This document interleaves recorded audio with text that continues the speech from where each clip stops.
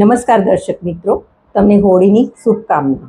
તો હોળી આવી રહી છે અને આપણે હોળીમાં જાણીએ છીએ કે વસંત ઋતુનું આગમન થઈ ગયું છે। તો વસંત ઋતુમાં આયુર્વેદમાં શું કહેવામાં આવે છે? તો વસંત ઋતુ આપણે જોઈએ છીએ કે માર્ચ, એપ્રિલ અને ફાગણ અને ચૈત્ર ગુજરાતી મહિનો છે તે વસંત ઋતુ તરીકે ઓળખવામાં આવે છે। અને વસંત ઋતુમાં કફ પ્રકોપ કાળ કહેવામાં આવ્યો છે કે જે આપણે શિશિર ઋતુમાં સારું એવું વસાણું ને સ્નિગ્ધ વસ્તુઓ ખાધી અને કફનો સંચય થયો, તો આ વસંત ઋતુમાં એ કફનો પ્રકોપ થાય છે અને કફ પ્રકોપ થવાને લીધે ફ્લૂ, ઇન્ફેક્શન, શરદી, ખાંસી, અસ્થમા અને કેટલાક વાયરલ ઇન્ફેક્શન અને સાથે સાથે સ્કિન ડિસીઝ પણ જોવા મળે છે। તો આ બધાથી બચવા માટે તમારી લાઈફસ્ટાઈલ કેવી હોવી જોઈએ કે જેથી તમે વસંત ઋતુમાં પણ હેલ્ધી રહી શકો? તો આજે આપણે એ રિગાર્ડિંગ વાત કરીશું। હું ડૉક્ટર નેહા જે પટેલ, એક આયુર્વેદ કન્સલ્ટન્ટ। તો વસંત ઋતુ એક કફ પ્રકોપ કાળ તો છે જ, તો કફથી બચવા માટે શાસ્ત્રમાં એવું કહેવામાં આવે છે કે આ ઋતુમાં ખાસ કરીને કફ વધારે છે તેવો ખોરાક એવોઇડ કરવો જોઈએ। મધુર, અમ્લ અને લવણ એટલે કે જેટલી સ્નિગ્ધ વસ્તુઓ છે, પચવામાં ગુરુ છે, ભારે છે એવી વસ્તુઓને નથી લેવાની।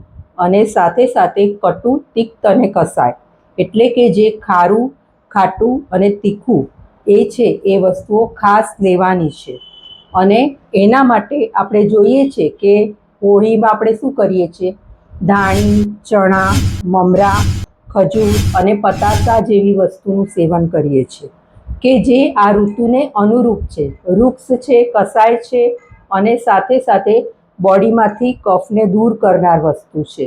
તો આ ઋતુમાં ખાસ કરીને એવી વસ્તુનું સેવન કરવાનું છે। બીજું, આપણે વિહારમાં જોઈએ તો જે દિવસની ઊંઘ છે જે કફ વધારનારી છે, તો દિવસની ઊંઘનો ખાસ કરીને ત્યાગ કરવાનો છે। રાત્રિ આપણે ઊંઘ લેવાની છે પણ દિવસની ઊંઘને એવોઇડ કરવાની છે। વધારે પડતો જે શ્રમ થાય છે એ શ્રમને પણ એવોઇડ કરવાનો છે। શ્રમ કરવાનો છે પણ એવી રીતે કરવાનો છે કે અર્ધશક્તિ આ શ્રમ કરવાનો છે। એટલે આ ઋતુમાં વ્યાયામ પણ તમારે નોર્મલ કરવાનો છે।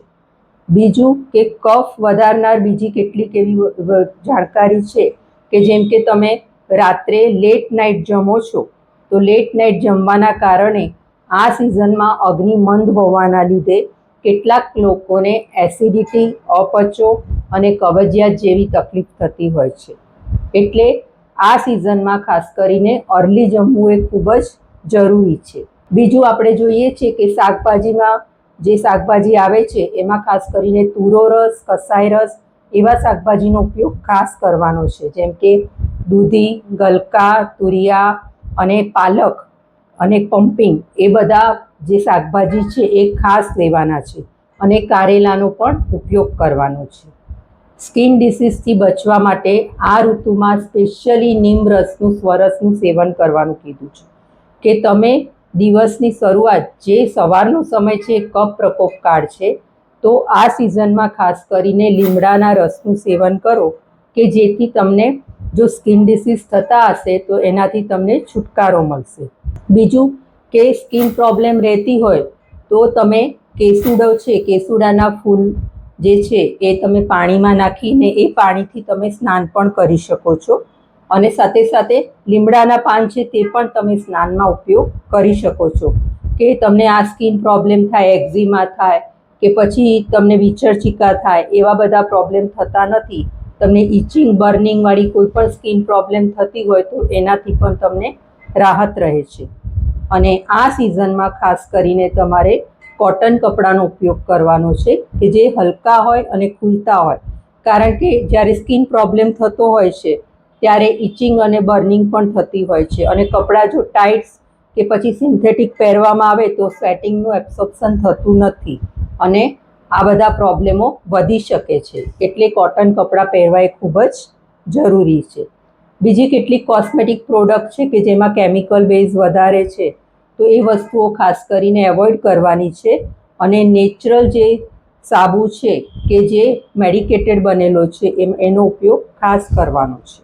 વસંત ઋતુમાં સ્પેશિયલી કફ પ્રકોપ કાળના લીધે શોધન ચિકિત્સા તરીકે આયુર્વેદમાં પંચકર્મ તરીકે વમન ચિકિત્સા બતાવવામાં આવી છે કે જ્યારે તમને કફ રિગાર્ડિંગ પ્રોબ્લેમ થતા હોય, જેવા કે આપણે જોઈએ છે કે અસ્થમા છે, એલર્જીક રાઇનાઇટિસ છે, સાઇનસ પ્રોબ્લેમ છે, કેટલાક સ્કિન પ્રોબ્લેમ છે, કે પછી ડાયાબિટીસ છે, કે સાથે સાથે તમને લોંગ ટાઈમની એસિડિટી છે, તો આ બધી કમ્પ્લેનોમાં શોધન તરીકે વમન ચિકિત્સા એક શ્રેષ્ઠ ચિકિત્સા છે, જેનાથી તમે કફને રિગાર્ડિંગ જે બધા પ્રોબ્લેમો થાય છે તેને જડમૂળથી દૂર કરી શકો છો.